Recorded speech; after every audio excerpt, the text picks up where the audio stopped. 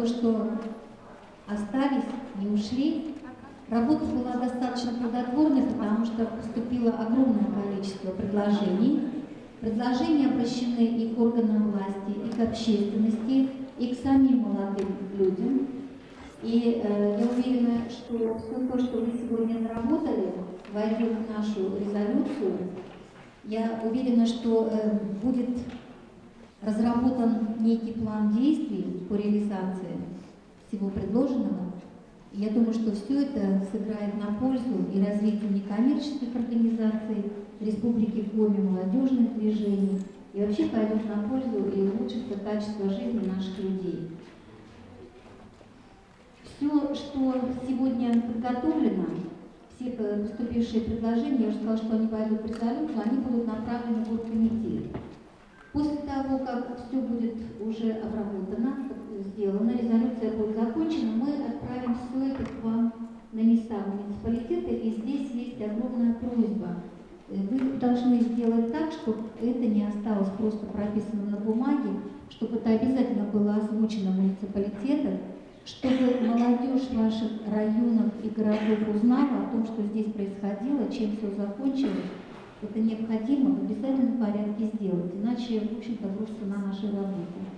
Мы начинаем с вами работать, но мне очень хотелось бы сейчас начать не с того, что представители секции доложат о своей деятельности.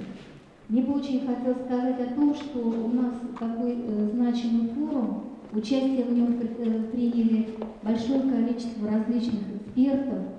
И мне бы хотелось, наверное, я думаю, что это и вам очень интересно услышать, узнать, что они думают о том, что здесь происходило. Насколько все-таки удалось молодым людям Республики Коми, активистам, лидерам донести до общественности, до органов власти свою позицию. И я хочу предоставить слово буквально нескольким экспертам, которые выскажут свое мнение. Первым, кому я предоставляю слово, Марина Дмитриевна Стиховская. Марина Дмитриевна, вы работали в секции и видели, как все происходило. Вот ваше мнение по этому поводу. Буквально минутка. Уважаемые друзья, надо сказать, что мне вообще сама концепция и идеология организации форума очень понравилась.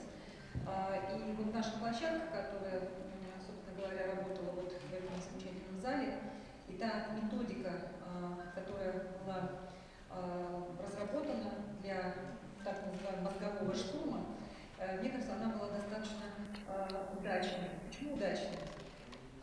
Вот мы все уже люди старшего поколения, имеем свои позиции, имеем свое мнение. И когда мы общаемся с нашей молодежью, мы всегда, как правило, поднимаясь на трибуну, говорим свои собственные мысли, а что мы хотим от молодежи. При этом никакой уверенности у нас нет, а вообще молодежь нас услышала, а какое мнение самой молодежи, что нужно для того, чтобы в этой жизни состояться. И вот та предложенная методика, которая была опробована на нашей площадке, она как раз и дала возможность, по сути, сформулировать видение молодежи, а чего они хотят. Если сама молодежь говорит о том, что нужно сделать, то тогда, в общем-то, собственно говоря, и проникновение этой идеи уже становится двигателем их собственной позиции и их собственных прикладываний усилий к достижению цели. Мне кажется, что это очень правильно и это удачно.